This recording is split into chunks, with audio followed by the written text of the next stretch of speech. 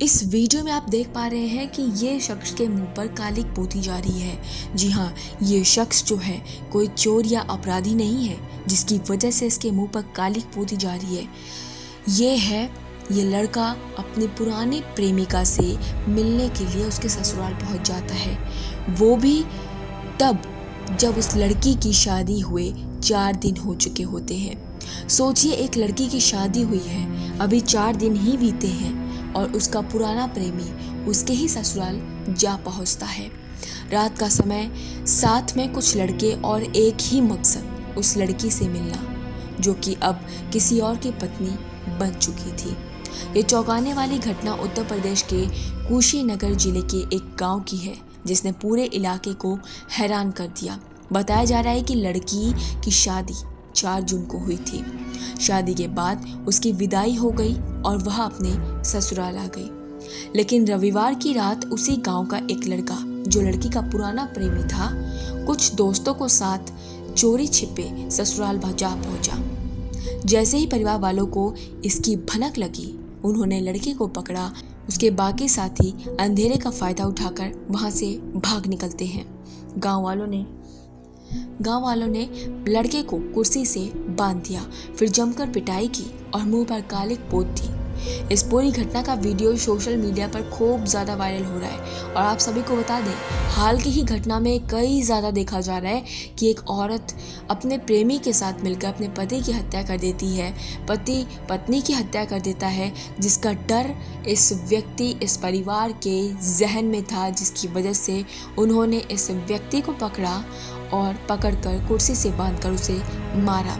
हैरान की बात तो यह है कि लड़की यानी नवविवाहिता अपने प्रेमी के साथ ही जाने की जिद कर रही है। लड़की की वजह से आता था दिव्यांशी की, बहुत दिन से आना जाना था, इससे मिलता हूँ। वालों को पता नहीं चला कभी इसे बेचने को, लड़की को बेचने को। जब प्यार की आड़ में प्लानिंग होती है बलात्कार की, जब एक मुस्कुराता चेहरा दिल नहीं जिस्म चाहता है, जब लव जिहाद किसी का झूठा नकली धर और बहशी इरादे से भरा जाल बन जाए, तो समझिए खतरा सिर्फ एक लड़की के लिए नहीं, पूरी इंसानियत के लिए है। कहते हैं कि प्यार एक खूबसूरत एहसास होता है, लेकिन यही प्यार किसी जहादी की सोच से गुजरता है तो वही एक ऐसा हथियार बन जाता है जो मासूम जिंदगियों को तबाह कर देता है। लव जिहाद एक शब्द नहीं, एक सोच है घटिया, इंसानियत को शर्मसार करने वाली सोच है। आज हम तमाम कानूनों, बहसों और सजाओं पर बात कर रहे हैं। क्या आपने कभी ठहर कर सोचा है कि कैसे कोई शख्स प्यार की आड़ में अपनी हवस को दुकान बना ले और कोई ऐसा इंसान से जानवर बन जाए और बद से बदतर हो जाए? जवाब जानना तो अमरोहा के लखमिया गांव की घटी घटना पर नजर डालिए। आरोप है कि क्या निजामुद्दीन नाम का युवक एक नाबालिग हिंदू लड़की को अपहरण कर बेचने की नीयत से ले जा रहा था, जिससे गांव वालों ने पकड़ लिया। सबसे हैरान करने वाली बात तो तब सामने आई जब निजामुद्दीन का कबूलनामा वीडियो वायरल हुआ। उसने कहा कि वो पहले से उस लड़की के साथ था, कई बार संबंध बना चुका था और अब उसने बेचने के लिए अपहरण कर रहा था। अब उससे पूछा गया कि यह सब जो है किसने करने को कहा, और जवाब मिला मदरसे के मौलाना ने। निजामुद्दीन के शब्दों को मौलाना ने कहा कि लड़कियों को फजाओं इस्तेमाल करो फिर भेज दो। ये सिर्फ एक लड़का नहीं बोल रहा है, ये उनके मानसिक जहर की गवाही दे रही है। धार्मिक कट्टरता के नाम पर बच्चों के दिमाग में भर दी गई है ये गंदगी। ऐसे कई सारे निजामुद्दीन होंगे जो लड़कियों को फंसाकर इस तरीके की वारदात को अंजाम भी देते हैं। बता दिया जाए, जो व्यक्ति जिस्म का भूखा होता है वो कभी भी मोहब्बत, प्यार, इजहार की बात नहीं कर सकता। इसलिए सभी महिलाएं और सभी पुरुष सतर्क रहें, ऐसी चीज़ों के साथ खिलवाड़ ना समझें। प्यार केवल हवस को पूरा करना नहीं होता है, प्यार वो होता है जो बिना किसी को छुए भी किया जा सकता है। जिस प्रकार माँ बाप प्रेम करते हैं, उस प्रकार कोई व्यक्ति तुमसे प्रेम करता है, वो होता है असली प्यार। पहले इस शख्स का वीडियो देखिए। हाईवे पर तेज रफ्तार गाड़ियां गुजर रही हैं। इसी दौरान ये बेल्ट मार्क गैंग दिखाई देता है। इसकी बाइक का नंबर बताया जा रहा है कि 1733 बाइक पर बैठे हैं और एक चालक जो है बाइक ड्राइव करता नजर आ रहा है और पीछे बैठे उसके दोनों साथी हाथों में बेल्ट लहरा रहे हैं। जब ये एक बाइक सवार के करीब से गुजरते हैं तो दोनों बदमाश अपनी बेल्ट से पूरी ताकत से उसकी पीठ पर इस बेल्ट से वार करते हैं। ये तीनों बाइक की स्पीड बढ़ाकर अपने दूसरे शिकार की तलाश में आगे की ओर निकल जाते हैं, लेकिन इनकी पूरी करतूत का वीडियो किसी ने रिकॉर्ड कर दिया। सोशल मीडिया के जरिए ये वीडियो पुलिस तक पहुंचा तो फिर इनकी शामत आ गई। पुलिस ने बाइक को ट्रेस कर इन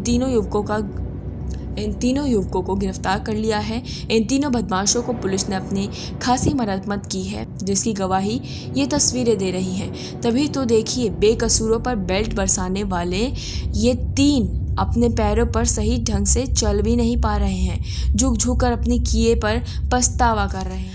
ये खबर काफ़ी ज़्यादा विचित्र आप लोग के सामने निकल के आई है कि सरकारी योजनाओं का लाभ उठाता हुआ मिला पाकिस्तानी एक शख्स। एक पाकिस्तानी नागरिक सालों तक भारत में रहा और भारत में मिलने वाली पेंशन को भी भारत से लेकर खाता रहा। बता दी जाए, ये सिस्टम की जो आंखें हैं मूंदी हुई थी, जिसकी वजह से ये अंजाम हुआ है। सवाल ये है कि ऐसा कैसे कर पाया ये व्यक्ति। अगर ये सिस्टम की नाकामी नहीं है तो और क्या है। जिला कुशीनगर के पटेवरा थाना क्षेत्र से गिरफ्तार सिराजुल हक नाम का ये शख्स पाकिस्तानी नागरिक है जो LTV यानी लॉन्ग टर्म वीज़ा पर भारत में रह रहा था, लेकिन वीज़ा कार्ड में से उसने भारतीय पहचान पत्र बनवाए, जिसमें Aadhaar card, PAN card, Ayushman card, निर्वाचन कार्ड और राशन कार्ड तक शामिल है। अब सवाल उठता है कि क्या कोई भी घुसपैठिया कुछ दो भ्रष्ट संपर्कों के सहारे भारत का नागरिक बन सकता है? सिराजुल हक न सिर्फ फर्जी कागजों के जरिए भारत में रह रहा था, बल्कि सरकारी योजनाओं से मुफ्त इलाज भी करवा रहा था, राशन ले रहा था और शायद देश की आंतरिक सुरक्षा से खिलवाड़ भी कर रहा था। क्या पता इतने सालों में उसने क्या क्या जानकारियां पाकिस्तान को भेजी होंगी, कौन से दस्तावेज जुटाए होंगे, किन किन एजेंसी के साथ नज़र रखी होगी। ये ऐसी और भी घुसपैठियाँ हैं जो सिस्टम की नींद का फ़ायदा उठा रहे हैं। इस गहरी साजिश में सिराजुल एक अकेला नहीं था। चांद अख्तर नाम का एक शख्स जो फर्जी पैन कार्ड बनवाने में शामिल था। शाबिर जो कि एक CST जो है संचालक है, उसने आधार कार्ड बनवाने में मदद की थी। हालांकि अलायू और पटेवरा थाना पुलिस की संयुक्त कार्रवाई में तीनों गिरफ्तार कर दिए गए हैं। पुलिस अधीक्षक संतोष कुमार मिश्रा ने बताया कि काफ़ी दिनों की निगरानी के बाद इन्हें धर दबोचा गया है। गिरफ्तारी आरोपी पर नागरिकता अधिनियम की धारा 17, विदेशी अधिनियम की धारा 4A और यहाँ पर कई सारी धाराएं लगाई गई हैं। लेकिन उन सब के बीच कुछ और सवाल जो लोग पूछना चाह रहे हैं, कैसे पाकिस्तानी नागरिक भारत में ही भारतीय बन गया? कितने ऐसे और सिराजुल देश में खुलेआम घूम रहे हैं? फर्जी दस्तावेज देने वाला स्वास्थ्य केंद्र संचालक शाबिर कितने को भारतीय बना चुका है? और सबसे गंभीर बात यह है कि देश के दुश्मनों के लिए भारत की सुरक्षा सिर्फ एक फॉर्मेलिटी भर रह गई है। सवाल बड़े खड़े हो रहे हैं और जवाब भी बड़े होने चाहिए।